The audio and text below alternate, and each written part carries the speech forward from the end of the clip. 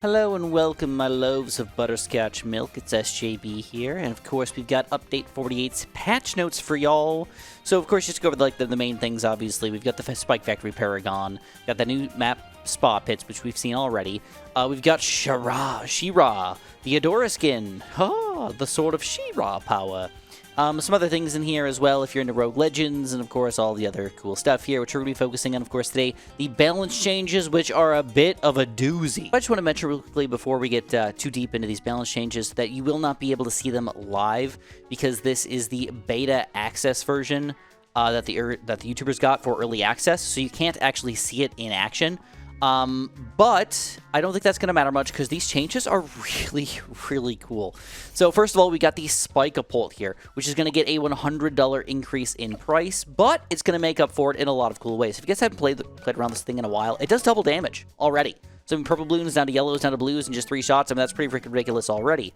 But now they're going to make it do bonus damage against ceramic class balloons as well, just like a Juggernaut. So now you can hit and kill a ceramic in 2 hits instead of the whopping 5 that it goes through. This thing is going to be really, really, really powerful and extra especially good in late game as well, which is kind of cool. Dart Monkeys definitely deserve some changes. I feel like Super Monkey Fan Club has been overdue for a long time. As you guys probably know, you need 10 full-on Dart Monkeys to get a Super Monkey Fan Club to be any good here. Otherwise, she's just kind of like there. They're going to add in some new bonus awesomeness here by making it not need 10 Dart Monkeys Super Monkey Fan Club anymore. You can do it with just 5. And because of that, they're going to double the damage output out of these 5 Super Monkeys right here. So I don't know how that's going to end up playing the late game if you alchemist them or something like that. It might make that a little bit less worthwhile. But overall, having to build only 5 Dart Monkeys instead of a freaking whopping 10 is going to be so much better. And of course, adding on into that, if you get the Plasma Monkey Fan Club, they swapped it from 40 down to 20, down to now only needing 10 Plasma Monkey Fan Club Dart Monkeys. And the cool thing about this one is they're not just doubling the damage, they're not just quadrupling it from before, they're octupling it from before. So all of these guys should be almost twice as powerful as they used to be, which is really, really awesome. But honestly, is it gonna make the Plasma Monkey Fan Club actually a useful tower? I still find it one of the most underwhelming of all of the 5th tier towers in the game. It just doesn't sit well with me. But you know what? Maybe I'll start using it now. Huge shout out to you guys. I just want to say thank you again for using my creator support code. The amount of support I've gotten from you guys is unfreaking believable. I just want to get in and say thank you, thank you, thank you. I really appreciate all of you, and I hope that you enjoy this video. I'm upset about this. Moab Press is getting a huge nerf. The Moab Press can no longer affect any balloon above BFBs.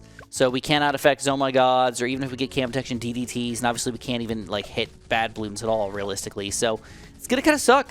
You know, I mean, he was really good for super duper late game plays here, but it kind of makes sense. I mean, for only a $2,000 tower affecting Oh My Gods, DDTs, and everything, it is kind of absurd, but also kind of sad. Cannon's just got one of the most ridiculous changes that I've seen in a long time. So if you guys don't know anything about the cannon, the biggest weakness of the cannon was, of course, the fact that frag bombs used to allow you to pop black balloons. So if you cross-path it with anything else in the game, frag bombs just popped blacks. Now, technically, frag bombs can still pop blacks, but not directly. It has to hit it with a frag to pop the black.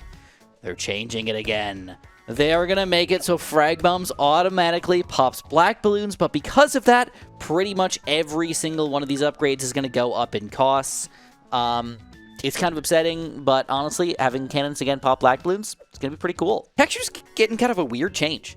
So normally, you have to go all the way up to hot shots to pop lead balloons, but they did not like that the Tack shooter was limited on a lot of different types of popping power. So they decided, you know what, we're going to do something a little bit weird here. We're going to allow you to get a blade shooter that can now pop lead balloons. So I'm not sure that I'm like in love with that or anything, but like, okay, I mean, I'll take it. Now, I kind of knew that this was coming, and I'm kind of upset about it, but it is what it is. This has been one of the best towers in the entirety of the game for a long time, and Ninja Kiwi is not just nerfing it, they are nerfing it hardcore. So the balloon dissolver here was only $2,160. It like owned pretty much everything, like anything you could send it against it. It was just amazing. Specifically, if you got the balloon dissolver with a glue splatter, the game's over. You won. I mean, all the way up to like 63. I mean, like check this out. Round 63. This is just absurd for a single tower to even remotely get close to popping around 63 at all. But it was good. It was that good. Absurdly good.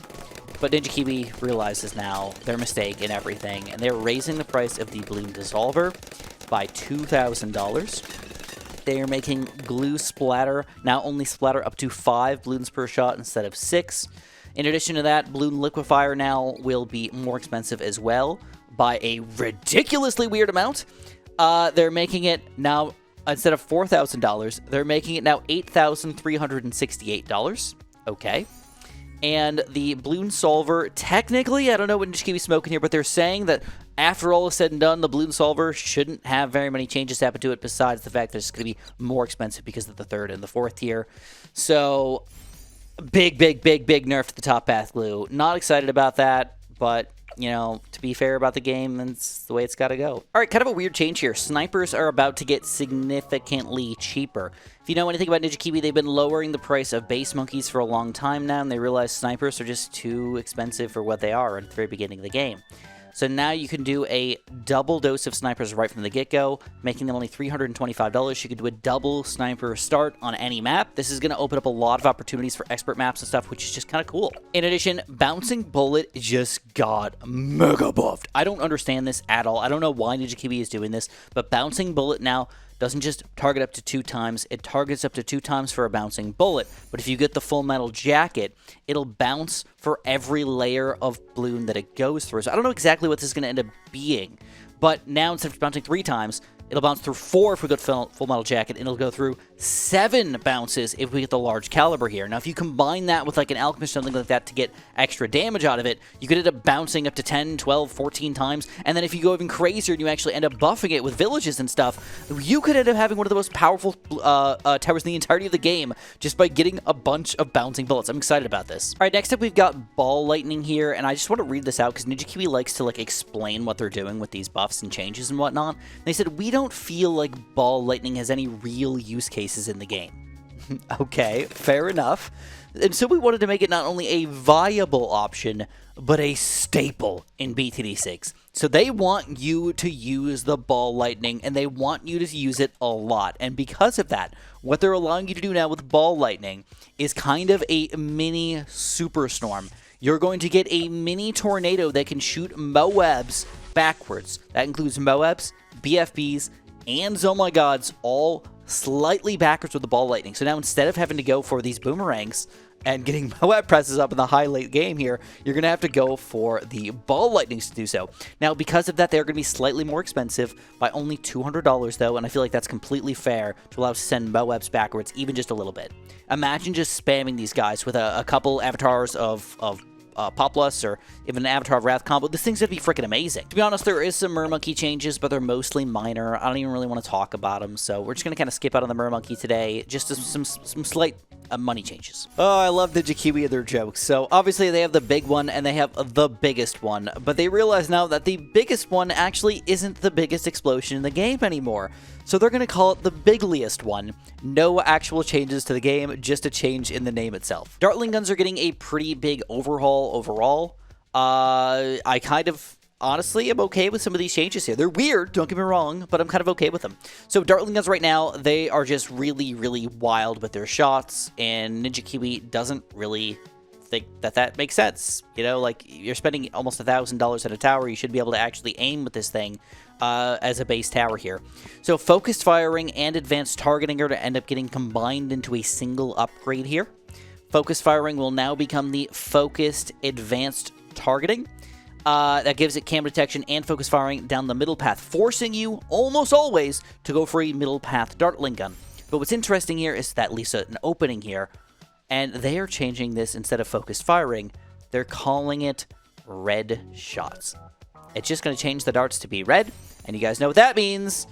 That means we can pop lead balloon! So this is going to be awesome. We can get a lead balloon popping powered Dartling gun right from the get-go, which normally it takes you all the way up into Hydra rocket pods to get any lead popping power on a Dartling gun. This is going to open up a lot of 2 tower chimps possibilities and a lot of weird maps, which is going to be kind of fun for us. And just getting early lead popping power on a Dartling gun is just like fun by itself. This also combines together with Laser Shock and Laser Cannon, which could not pop lead balloons before, to make this an actual usable tower. Only real weakness now is purple balloons, which is more sensible in my opinion. And And then when we finally get Plasma Accelerator, it is now going to get an extra bonus damage to lead balloons, specifically to DDTs, you know, when late game happens and everything. So I'm loving that, absolutely. And then Ray of Doom will also get a DDT bonus as well because of that extra lead popping power. Totally cool with it. Totally love that change, but we've got more. All right, pretty cool. Buckshot projectiles increased by 46%. I don't know exactly what that means. I don't know if there's like a randomness to it or something. I don't know if there's like normally that 5 that come out, and now there's going to be, you know, 7 to 8 that come out, but I'm cool with that. And then Balloon Air Denial System, same exact thing. Projectile increases by 46% from the previous upgrade, which is totally fine. And then Balloon Exclusion Zone now, the projectiles are going to increase by an additional 46%. Maybe that's why they did it, to make it 92%. Not really sure the exact reasoning on that, but you know what? When you have, well, I guess if you do it by 6 barrels, I don't know what that maths out to, but maybe there's a specific number that is making that just kind of work out for the Bez here. Either which way, Bez is going to be extremely more powerful, and just overall, bottom path Dartling guns, solid as crap right now, especially if you start to alchem and whatnot. So it looks like the ability is going to change into some sort of plasma blast around him. So the way that they're explaining it is they're going to be little plasma blasts, kind of like a texture, shooting out in all different directions, and they'll shoot out an array and hit the balloons and hurt them. So they won't do as much damage as an insta-kill, but honestly, it's probably still good enough and get good, reasonable tower to use in the game. And because of that, they are lowering the price by $2,000 to make up for the insta-killing action. When it comes to anti-balloon, he will still not be doing any insta-kills at all. 0 insta-kills. The Plasma Blasts will now become red-hot Sun Blasts, and those will be even more powerful than the Plasma Blasts off of the 4th tier. So I'm kind of excited to see what's going to happen with this thing, if it's going to be powerful or not, but right now, losing any insta-kills on a 5th tier is just kind of absurd. But to be honest, Anti-Balloon, he was already a good tower. Is it really going to hurt us that much to have a little bit less powerful ability? Oh, I love this change! Sticky Bombs can now be thrown onto regular balloons instead of just Moabs. What a amazing thing to do! So the problem was, if you have, ceramics, we can still throw our regular stun bombs on these things, but we kind of just wasted all the popping power off of the sticky bomb. Unless you have Moab specifically coming out, you don't use them. Now we can sticky bomb top of regular balloons as well, which is freaking-tastic. I love it. And then even weirder than that, though, the Master Bomber will not throw out sticky bombs on top of balloons. Instead, he will pile up his Master Bombs and throw them all at the same time. He can stack up to 20 bombs in a single shot. That's cool, because if you have no Moabs coming out for a little while and you have like a bad balloon come out or something like that, you just go poof, throw out 20 bombs at once on a single balloon. That sounds kind of overpowered, but realistically, when is that going to actually work? You know, round 98, round 99, 100 are all going to have balloons kind of like coming out really consistently. It's only going to work out if you have a lot of stunning or stalling power somewhere else on the screen to allow that to happen. But either which way, I'm excited to see how this is going to go down. All right, I feel like Ninja Kiwi's really trying to stop us from using lower tier towers against the balloons, because Moab Shove is no longer going to shove anything above a BFB. So Oh My Gods and DDTs, which we could hit before if we had cam detection and slow down, can no longer be slowed down by a simple little Moab Shove. Only BFBs. I don't like it. I kind of hate it. But it is what it is. But when you get a Comanche defense, you can now stall Oh My Gods, but not DDTs. So they really are forcing you to do something to damage those DDTs instead of just stalling them inevitably with abilities and stuff like that. Fair enough. It is what it is. In addition, though, Comanche defense is making up for it, because now we're not going to just have 3 of these Heli pellets. We're going to have 5 Heli pellets come out, and they come out 27% more often. I'm okay with that, I think. I think it makes more sense. And then when you get a Comanche Commander, all 3 of these guys will now be 5 of them all at the same time. So that means the buffs are going to be more worth it on us. If we end up getting the stronger stim or whatnot, we can buff these guys and make it even more powerful and actually end up being a good tower, finally. Comanche Commander, I mean, look at this thing. It's not even that good right now, and I'm buffing it and everything. Like, it needs to be more powerful. I'm glad that they're making this change. So, I don't know if you guys remember, but I was just talking about how I was really excited to finally have special poperations. Whatever sort of Heli Pilot Paragon that's going to come out, finally be able to pick up paragons and move them around. And Ninja Kiwi has come to our rescue and said you don't need a Helipilot Paragon. You can just do it with the special poperations. I think people were complaining that once you lock in your Paragon spot, there's no way to do anything about it. It's like, if you have a crappy spot, it's a crappy spot. Well, now we can put Paragons wherever we feel like it. That is absolutely deliciously amazing, and I'm honestly excited about it. Like, straight up. I'm very excited about that. So, you know, if you have a bad spot or whatever, just pop them down and throw them wherever you want to. Absolutely amazing. So oddly enough, Spike Factory did get a Paragon, but they nerfed pretty much everything about it. They are nerfing the Spike Mines. They are nerfing the Super Mines. They are going to nerf the Spike Storm to make it even more expensive than it already is, which is kind of sad. They're nerfing Carpet of Spikes even further, and they have finally said that Permaspike will get no change. They're not changing the Permaspike. They still want people to use it. Whatever, but nerfed, and I can't believe that they're nerfing the Super Mines is the main thing. That's just the weirdest one for me, because it's already really expensive. Why make it even worse? I guess because now you have a reason to go for it to get the Paragon now. Really excited about the engineer changes here. These are probably some of the best changes in the entirety of the game. Sentry Expert is getting 2 new sentries, the Rocket Sentry and the Reverse Flow Sentry. I don't know what those are, but I am excited to see them when they finally happen. I don't know how Rocket Sentry is going to be different than a Boom Sentry, but a Reverse Flow Sentry sounds like it's some sort of like shoot it backwards sentry or something, which sounds cool, different than the Ice Sentry, and giving more interesting ways to use this guy. Hopefully it still ends up using the sentries in like the right way, like it knows what sentry you need at the exact moment you need it, but either which way, that sounds amazing. In addition, we've got, oh, this is a wonderful change to the game.